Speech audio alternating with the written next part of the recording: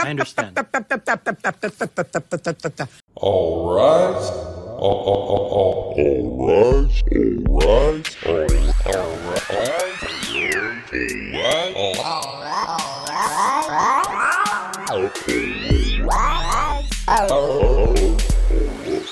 For Judging Judy. All right. Hello, this of course is the Judging Judy podcast, the podcast that turns the tables on America's least favorite TV judge. As always, we'll examine an episode from the Judge Judy archives. Today's is from November 10th, 2020, to determine if Judy is guilty or innocent. But before we do, I just want to address my long-running, intermittent, one-sided feud with that other podcast, Smartless. It looks like Will Arnett, one of the Smartless bobbleheads, he has a new movie where he plays an unhappy comedian in an unhappy marriage. I'm just looking at the cast here. Laura Dern, inventor of the similarly named cookies, Strangers with Amy Sedaris, Bradley Cooper, and Peyton Manning? You put Peyton Manning in your movie as a character named Laird. It's not even just a cameo. What, the Philly fanatic was busy? Mr. Met wouldn't return your calls? Look, Will, how about you just stick to those Reese's commercials, okay? Anyway, let's get a reminder of what was happening on that day back in 2020, care of my friend, Professor Wikipedia, doctorate in beatboxing. Iowa Governor Kim Reynolds extends the COVID state of emergency and announces new restrictions on public gatherings amid a rise of cases in the state. Previously, she took the stance that it was better to reopen the economy and encourage people to be responsible and wear masks. Reynolds did not implement a requirement to wear masks in public places until after the November 2020 election, when she ordered the mandatory wearing of masks at large gatherings. Kim Reynolds has said she will not run again for election in 2026. Iowa, let's hold her to that. The Falkland Islands are declared landmine free 38 years after the conclusion of the war there. 3 years later, additional mines were found and later removed. It should be noted that the no man's lands that the minefields created were great for penguins, as they were able to nest in the areas safely, which puts me in the uncomfortable position of being pro-landmines, so long as if it means more and happier penguins. The Chinese submersible Fundoge reached the bottom of the Mariana Trench at a depth of 10,909 meters. It is unclear if, as long suspected, any deep-sea mozzarella sticks were found at the bottom of the trench. Thanks for the help, Professor Wikipedia. Now let's check in on the New York Times crossword for 11/10/2020, care of xwords.com. The clue for one across was big mess, and the answer was snafu. Finally, let's look at the US box office for that day. Number 3 was The War with Grandpa, number 2 was Come Play, and number 1 was Let Him Go. The War with Grandpa was apparently a movie.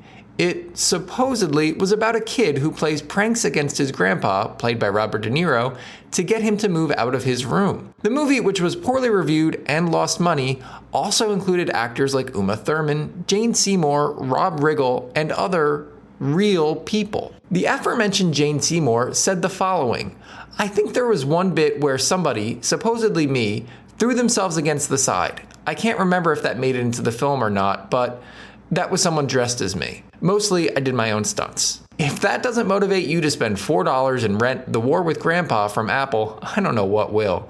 Enough warring with Grandpa, let's get to the teaser for today's episode of Judge Judy.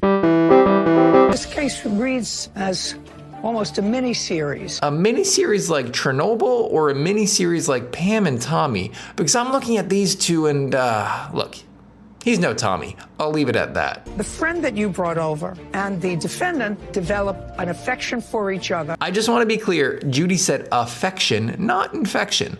Though there is something romantic about two people developing ringworm infections for each other. Wait, that was what Pam and Tommy was about, wasn't it? And after the reception, A fraudulent wedding. deception, And after deception, conception? That really was a tease. Let's get to today's episode. James is suing April, his former landlord, for car expenses and the return of a security deposit. Both James and April brought witnesses, and maybe it's only because we got a quick glimpse of the quickest of glimpses, but they both kind of look identical. It was like both James and April each had a Buckingham Palace guard at their sides, except instead of red coats and gigantic black hats, these guys look like underlings in a mafia movie who are immediately killed in the pizza parlor opening scene. Tomato sauce, blood, and cheese strewn indiscriminately across the set. What's the world coming to? Here's where Judy says the miniseries line that we had in the preview. And if someone said something were just like a miniseries, I wouldn't specifically know what they meant. A miniseries, you say? Like it's 8 episodes long? It doesn't stretch out over 5 or 6 seasons, even though it lost steam halfway through the second? It's based on a novel? When you say it's like a miniseries, what do you mean? From what I gather, you rented a guest house on Miss McDermott's property. In what year did you do that, sir? 2019, Your Honor. Coming fall 2019, only on AMC Plus, The Guest House, a limited event starring Greta Gerwig as The Guest House. It's a house for guests. We learned that James is a veteran. The VA paid part of the rent for the guest house, plus the security deposit on it. So the VA paid for 6 months. That's correct. Judy's doing some poking around here, and I think it's because she doesn't think James should get back the security deposit, regardless of what kind of shenanigans happened. He didn't pay it, and it's unlikely that he's going to mail back any of his winnings from Judy to the Department of Veterans Affairs. James lived in total in the guest house for about 8 months, leaving in February of 2020, which was right about the worst time to move, ever, right? I mean, people were worried about dying of a mysterious disease. People were worried about empty shelves. People were worried about the dire consequences of a government equal parts neglectful and destructive. I wouldn't want to add worrying about a new place to live to that list. Terrible timing. December and January, just follow me, were the only 2 months that you personally were responsible for rent. Right up there with shut up, stop talking, and I'm Judge Judy, and I'll tell you when I've had enough. Personal responsibility is a favorite phrase of the judges. Again, I think she's very quickly circling around an idea that James doesn't deserve much, given that he wasn't paying much to begin with. We'll see. Did you pay December's rent? Yes, Your Honor. Did he pay December's rent? Yes, Your Honor. Did you pay January's rent? Yes, Your Honor. Did he pay January's rent? No, Your Honor. Well, come on now, the cadence, the syncopation. This is just begging for a remix. Did you pay December's rent? Yes, Your Honor. Did he pay December's rent? Yes. Did you pay January's rent? Yes, Your Honor. Did he pay January's rent? No, Your Honor. How much did you pay in January? In January, I started paying the rent in December. Judy asked how much, not how or when or whatever it was that James was trying to say. Mr. Potts, let's not play with each other. You know, It's not that kind of miniseries, Mr. Potts. I'm smart. Yes, you are. May not be youthful and lithe anymore, but I am smart. Judy, here she said lithe, L-I-T-H-E, not alive, A-L-I-V-E. I know because I listened to it a good 16, 17 times, just because I thought there may have been a chance, a possibility that she was finally admitting to being undead. One of those self-hating zombies? According to the Chiron, James is suing for $3,477, which again, I think he's quickly losing any chance at getting. In a sterner and less genial tone of voice, Judy asks again for how much James paid in rent. The total was about $900. Judy starts squirming like an earthworm doing the electric slide as James stammers through his response. She's this close to hollering about how she doesn't want to hear the word about, how there are no abouts when it comes to rent. But then James miraculously rescues himself from imminent disaster, and Judy can resume, for the time being, her human form. This is an outrage! But then, like so many hairy-footed hobbits have before him, he goes on another meandering, mumbling verbal journey. Because I started paying December's rent in November, and between... Oh, no, November, no. I understand. I am the first one to call Judy out, usually for such silly nonsense. She's a judge, she's an adult, blah, blah, blah, blah. But this time, This guy deserved it. In fact, let's hear it again. I understand. Judy asks how much he paid in January. If you can't give me an answer, I'm going to ask her. This time it's about $800, or at least he believes it was. Even after getting an answer from James, Judy decides just to check in with April. How much did he pay in January? 150. 150 rounds up to 800, right? The guy said about 800. He didn't say 800 on the dot. 150 and 800, they're practically next door neighbors. 150 can see right into 800's yard with a big Hubble telescope-powered pair of binoculars. I have to squint, but I can see it. Whether he paid about $800 or actually $150, he was still coming in below the actual cost of the place, considering that rent was $1,200. Now that we've settled the fact that James was not good at counting and not good at paying his rent, we can get down to the more important stuff. And the friend that you brought over and the defendant developed an affection for each other. We get another look at this friend, and so far, I stand by my statement that he could be a dead extra in a mafia movie, but I also think he could be a dead extra in a Liam Neeson movie, and maybe even an Air Bud movie. This is a joke, kidding. Dogs don't play basketball. Imagine the basketball-playing dog tossing a chest pass a little too strong, the ball striking the referee in the head, and the referee dying from an otherwise undiagnosed aneurysm. This guy could definitely be a dead referee in a children's movie. That guy's dead. Died a long time ago. The friend and April eventually decided to get married, asking James to get ordained online so that he could perform their ceremony. Now that actually sounds like the subplot of an Air Bud movie. No dead referee required. James says that this all happened in January 2020, and then, at Judy's request, details the process involved. I did a little bit of research and I found Universal Life Church did online ordinations. You apply, there's no fee, and you become ordained. Wow, it's harder to get an Instagram account. In order to get one of those, you first got to get a text via SMS. Send a photo of yourself. Tell them your blood type. Say how cool you think Mark Zuckerberg is. Say that, yes, you were watching Mark Zuckerberg jump in the pool, and yeah, you saw it, and it was really cool. The splash was really cool, I promise. James went through that rigorous process and came out alive with a certificate as proof. Judy wants to see the certificate. Is that really necessary? Didn't he pretty much just establish that they ordain anyone who asks? Even James could figure it out. I'd like to see it because that's part of her counterclaim. Fine, whatever. But I have a feeling the Universal Life Church has ordained lots of dogs and cats and dead people too. There have got to be dozens, hundreds of reverends bend over. Comment or email at judgingjudypod@gmail.com if you have been ordained by the Universal Life Church. Guilty, guilty, guilty, guilty! We see the credentials of ministry provided by the Universal Life Church, and it's nothing you couldn't make in Corel word perfect in 1997. 22 days after being ordained, James married April and her new husband. Marriage! In lieu of a more natural segue, Judy gives us this transition. Also, in addition to doing this mitzvah of putting these two lovely people together, that means a good deed, putting these two people together, you also bought from the defendant a used car. According to James, the car he bought was a 2005 Chevy Classic for $1,000, which, as Judy reminds us, means it was 15 years old. On that note, Recently, in her defense of Jeffrey Epstein, Megyn Kelly said this about 15-year-olds. There's a difference between a 15-year-old and a 5-year-old. James explains that prior to purchasing the car, he noticed it sitting around with expired tags. I offered in a show of faith to pay for the registration, to make the registration current, so that she would allow me to rent the car from her. So this guy wanted to be her tenant. He wanted to rent a car from her, and he wanted to administer her wedding vows.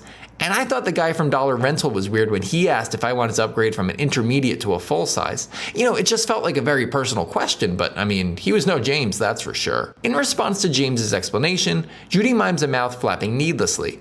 Or she's trying to do a sock puppet routine, but she forgot her sock, and her mouth is closed. I heard the story. You're a person of very good faith.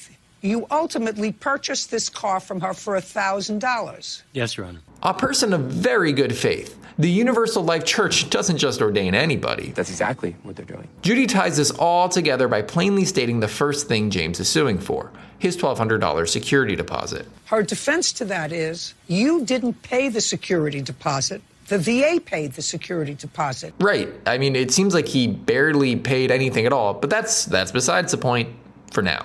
And you owed money for the month of January for rent, for which she used part of this security deposit. Right on time. Judy says she's trying to, quote, simplify this miniseries.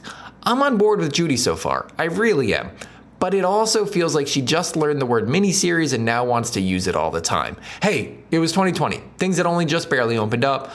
Maybe she just finished watching The Last Dance or Tiger King or The Queen's Gambit or whatever. Maybe miniseries are just on her mind. Now Judy moves on to restate the second part of his lawsuit. You say that this woman is so misguided or damaged that she agreed to pay for any mechanical trouble you had with the car. That's a terrible deal. My request for the repairs on the vehicle were in lieu of receipt of the title, which I've never received. Judy asks why James hasn't gone to get the title, and then, realizing asking him questions is a good way of not getting your question answered, instead asks April if she gave James the bill of sale so that he could get the title. I have the bill of sale, Your Honor. After I would refuse to give him the $1,200 back, he also refused to sign the marriage certificate. He wouldn't pick up the bill of sale or the title. There's a lot to unpack here, but I would just like to alert the good people at the Universal Life Church, who I know are big fans of this podcast, that it appears that one of your ordained members of the cloth was holding a marriage hostage until he got his $1,200 ransom. God forbid. Just a second, do you have it with you? I do. The bill of sale? Yes. Give it to him. Dutifully, April walks over to James and gives him the bill of sale. Well, that was surprisingly easy. Now get a title. Yeah, but don't get too greedy. No one's going to believe you if you go around calling yourself Emperor James or Grandmaster James or Monsignor James. And if you want to start calling yourself Sister James, fine. I don't care, but then you got to wear the habit too, okay? We see the bill of sale, and I have a few notes. Number one, April has good handwriting. Number two, it was a Chevy Malibu, not a Chevy Classic. And number three, it was sold, quote, as is. But I have some questions, some legitimate questions here. This bill of sale, it's just something April wrote on a piece of notebook paper. She didn't even sign it. James didn't sign it either. Is it valid? Is this all a bill of sale is? Judy kind of agrees, saying that April's going to have to put the VIN number on it at least. We also see the title for the car and a signed letter from when James went to pay off the back registration. Paperwork, yes, of course. I feel like we've gotten a little in the weeds here. It's all relevant, certainly, but none of it is particularly interesting. I don't know, what was the last miniseries that had an episode about paperwork? Pride and Prejudice? You want to give him the title to the car? Yes. Along with the note? April obliges, and I guess it solves the issue of him not having the title, and now he can't say April owes him for the repairs. She's not paying for your repairs, sir. It was a little painfully roundabout, but well played, Judy. He's got the title, sure, but the car is, well, it's next to worthless. It's certainly not worth as much as whatever he claims he put in to repair it. He drove the unregistered vehicle in my mother's name to a casino and received... No, just a sec. Just a sec. Okay. Wait your turn! Right now, I'm taking care of Mr. Potts. Okay. The way Judy lands on the P in Potts. Potts. Ugh, I can't do it. It's just not the same. I guess that's why she wears the robe, whereas all I've got are these hand-me-down acid-washed Nautica overalls that still smell like the guy who died in them.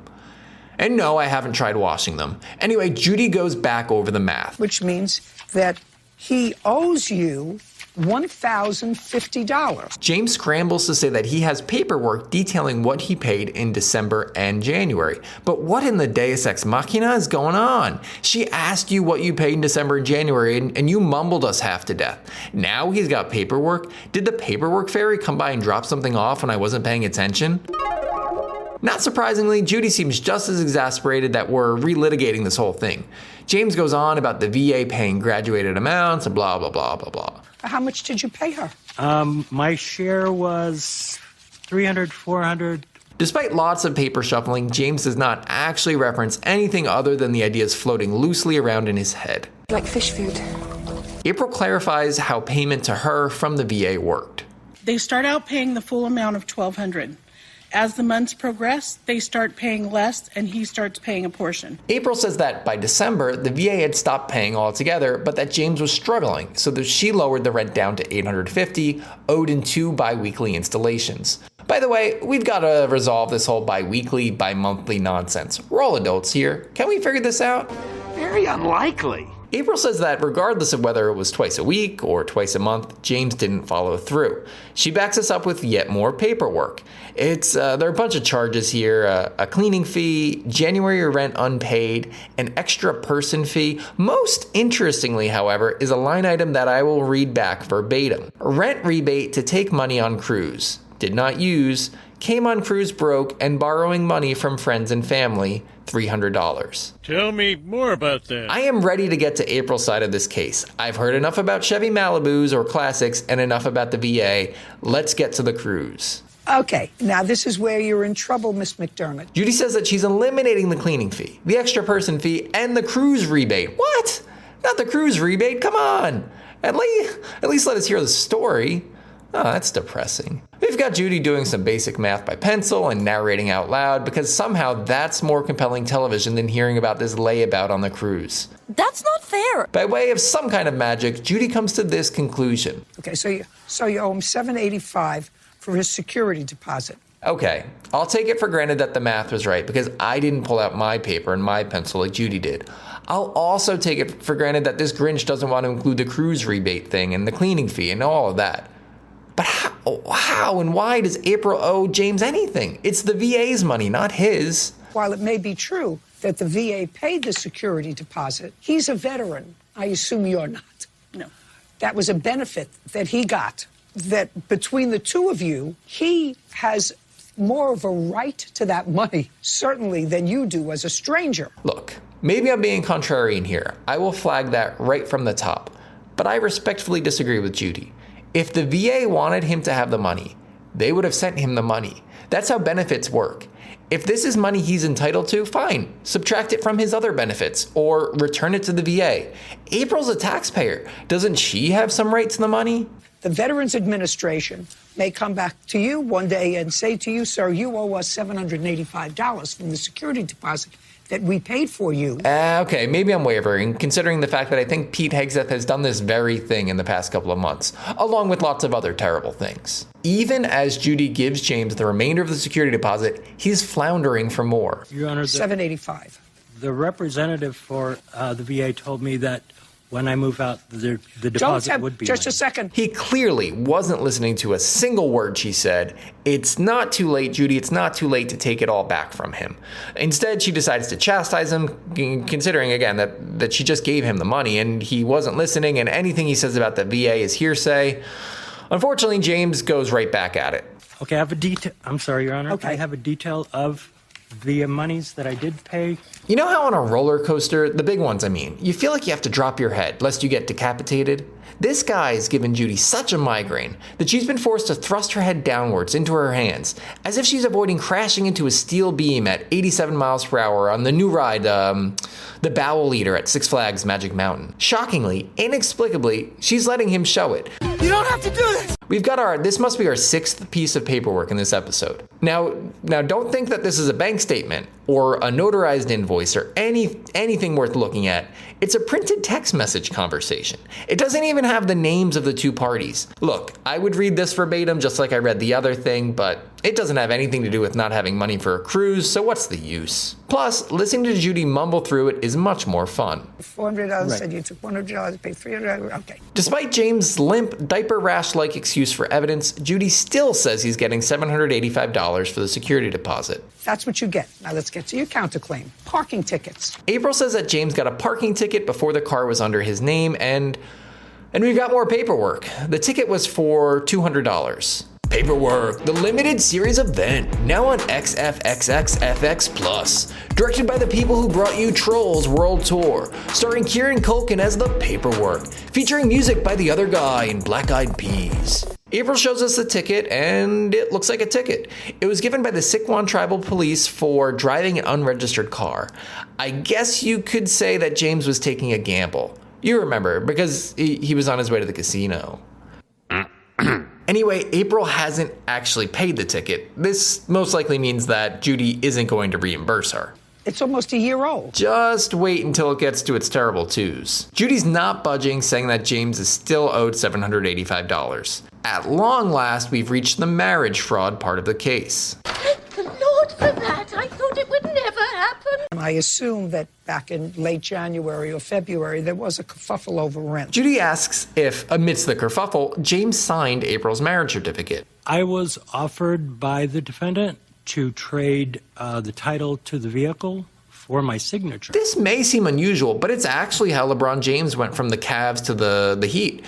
Yeah, the Heat sent 2 first-round draft picks, 1 second-round draft pick, and the rights to a 2005 Chevy Malibu, and in return they got LeBron and a signed wedding certificate. So yeah, unconventional, but not unprecedented. James rambles on to say that originally, April said she would do all the relevant research and pay any fees. There were no fees. There was a fee required by the County of San Diego. The next time you think to yourself, shoot, the weather in San Diego, it's so nice. I bet I could live there. Just remember, you could be moving next door to James. 1 second you're neighbors, the next he's marrying you to his best friend and trading you 6 Pokemon cards and a used geo-tracker for the rights to your favorite avocado tree. The $80 fee James is talking about is for being a deputy marriage commissioner for a day, the job no child would choose on career day. James claims that because he hadn't paid the fee, a fee he wasn't aware he had to pay, he couldn't legally sign the document. Your Honor, he did not know that at the time. The marriage was in January and the document was never signed. Yeah. Judy says that even if he had signed it, it wouldn't have been legitimate.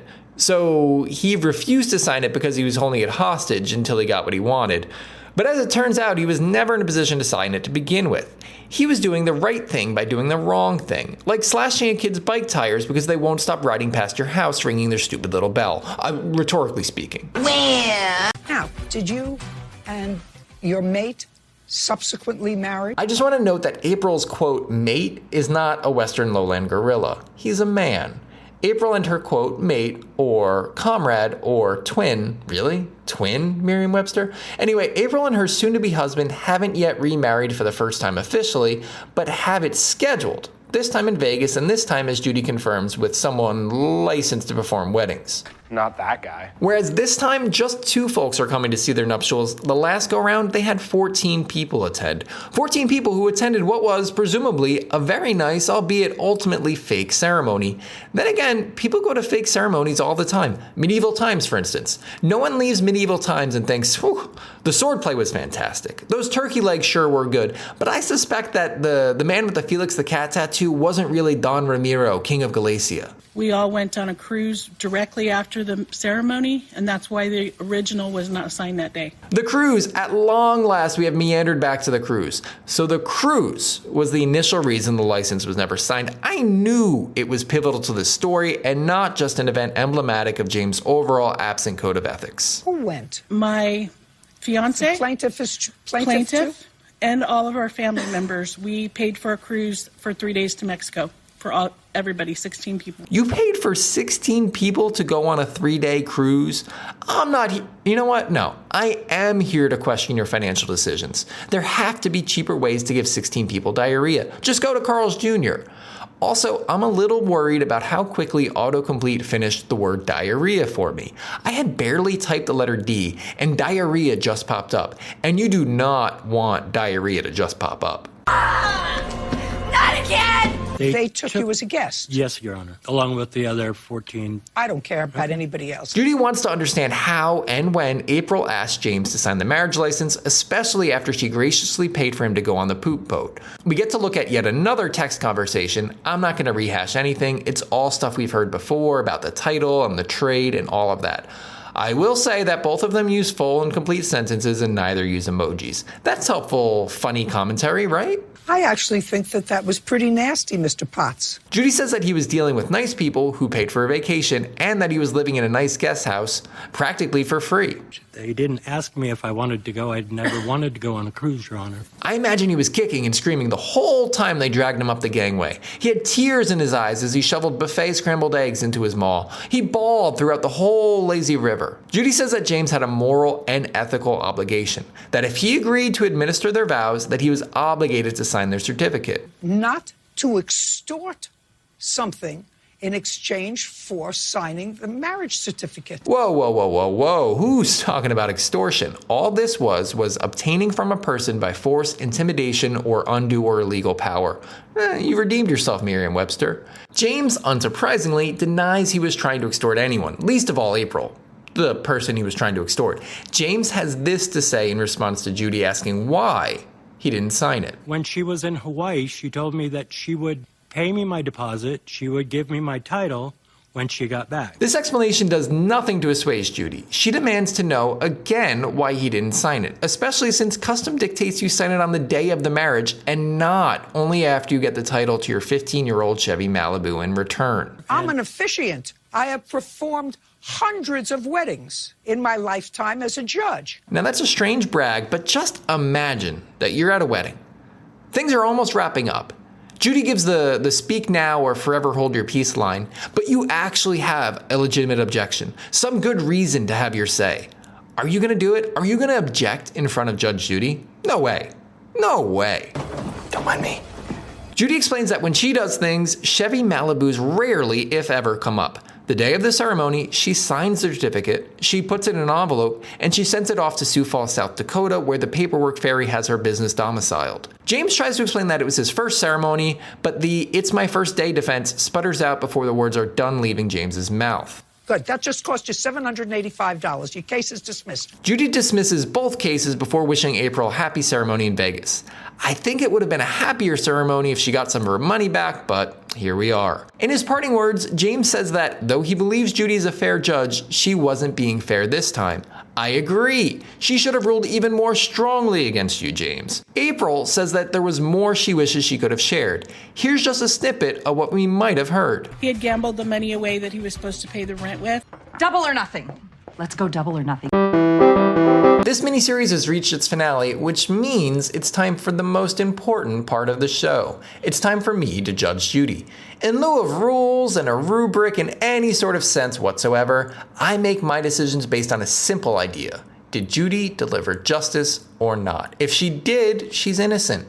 If not, she's guilty. Judy had a convoluted, multifaceted case in front of her today. It wasn't nearly as tawdry as she seemed to be implying, but it was complex between the rent, the car, his status as a veteran, and the wedding. Judy managed to navigate through that whole mess, though it was as treacherous as the bathroom line after 3 days at sea on a cruise.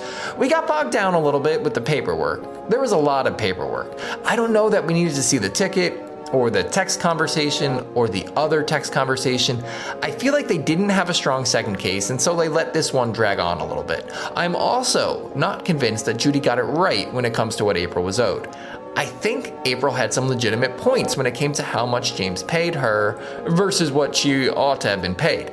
But this comes back to the complexity I mentioned. Again, I wasn't doing the math, so I'll have to defer to Judy's decision on that one. Ultimately, today's decision comes down not to how Judy ruled, but how Judy acted. Despite James's annoying, sniveling behavior, she heard him out. She injected some levity. She added a little expertise. She only boasted about how much better she was at things or how much smarter she was a couple of times. Sometimes when Judy gets obvious liars and cheats like James, she ends up overshadowing their antics with antics of her own. Not this time. She gave James all the room he needed to look like a fool. And for that reason, today, Judy is innocent. That sound means it's time for Hangman, and no, this isn't the Hangman you played as a kid when you should have been learning the difference between a copay and co-insurance. No, this is Hangman with stakes.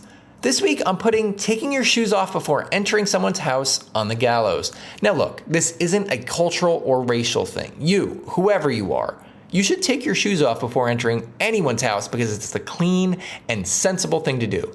And if I win Hangman today, you will have to keep on doing that, or start doing that, you slobs.